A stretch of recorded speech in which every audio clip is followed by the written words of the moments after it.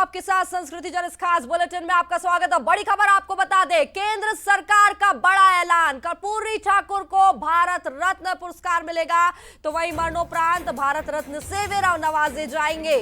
बिहार के पूर्व सीएम है, आपको जानकारी देते चले कर्पूरी ठाकुर, जिन्हें केंद्र सरकार का बड़ा फैसला, बड़ा ऐलान। आपको बता दें, कर्पूरी ठाकुर को भारत रत्न मिलेगा, मरणोपरांत भारत रत्न से नवाजे जाएंगे कर्पूरी ठाकुर। तो 2 बार बिहार के मुख्यमंत्री रहे हैं। सर्वोच्च नागरिक सम्मान यानी कि भारत रत्न से उन्हें नवाजा जाएगा। उन्हें मरणोपरांत ये सम्मान देने की घोषणा हुई है।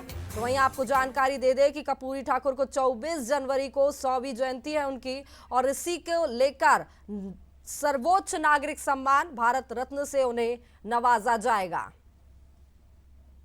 तो इससे एक दिन पहले ही केंद्र सरकार ने उन्हें यह सम्मान देने का ऐलान किया है।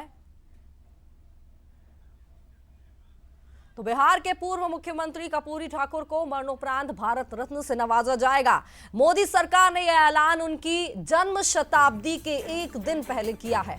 कर्पूरी ठाकुर बिहार के 2 बार के मुख्यमंत्री रहे हैं। हालांकि वह एक बार भी कार्यकाल पूरा नहीं कर पाए। उन्हें पिछड़ों का मसीहा कहा जाता है। बुधवार 24 जनवरी को उनकी जन्म शताब्दी के मौके पर दिल्ली के विज्ञान भवन में कार्यक्रम किया जाएगा। तो देखिए, आपको बता रहे हैं कर्पूरी ठाकुर कौन थे। तो बिहार की शिक्षा व्यवस्था में उन्होंने कई बड़े बदलाव किए हैं। मैट्रिक परीक्षा में अंग्रेजी की अनिवार्यता उन्होंने खत्म करवाई। तो वहीं बिहार के 2 बार के वे मुख्यमंत्री रहे हैं। एक बार भी कार्यकाल पूरा वे नहीं कर पाए। लेकिन जानकारी आपको दे दे, पिछड़े वर्गों के मसीहा थे कर्पूरी ठाकुर। कर्पूरी ठाकुर पिछड़े वर्गों के हितों की वकालत करने के लिए जाने जाते थे। वे सर्वोच्च नागरिक सम्मान पाने वाले बिहार के तीसरे व्यक्ति होंगे।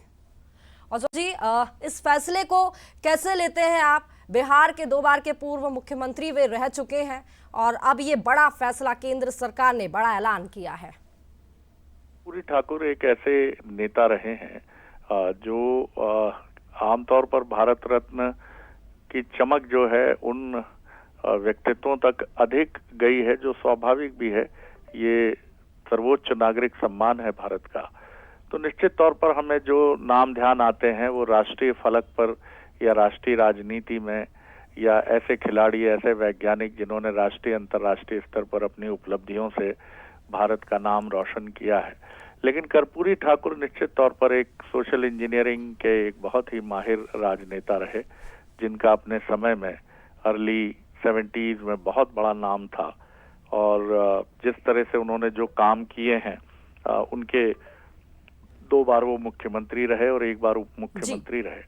तो उनका जो काम करने की शैली थी, और खासतौर से समाज के वंचित वर्ग के लिए उन्होंने जो काम किया है, और बिहार में इससे बड़ी प्रसन्नता की लहर है।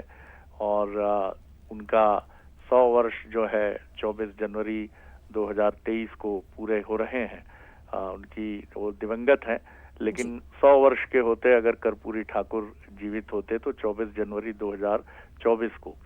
तो निश्चित तौर पर बिहार में बहुत प्रसन्नता का वातावरण है।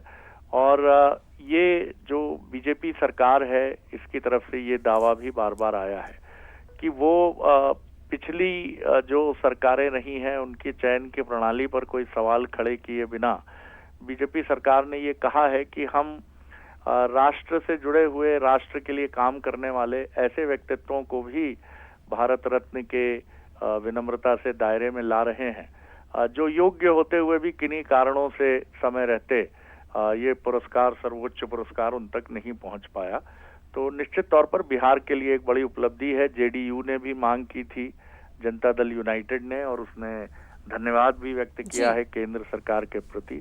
तो एक बड़ा फैसला है। और कर्पूरी ठाकुर निश्चित तौर पर एक ऐसे नेता थे जो बिहार में अधिक सक्रियता की वजह से राष्ट्रीय राजनीति के फलक पर उतने नहीं पहचाने गए, लेकिन उनका योगदान बहुत महत्वपूर्ण है। निश्चित रूप से बड़ा फैसला है, बड़ी उपलब्धि है, और साथ ही साथ समाज के लिए, पिछड़े वर्गों के लिए बहुत काम उन्होंने किया है, और केंद्र सरकार ने फैसला लिया। बहुत शुक्रिया सूरज।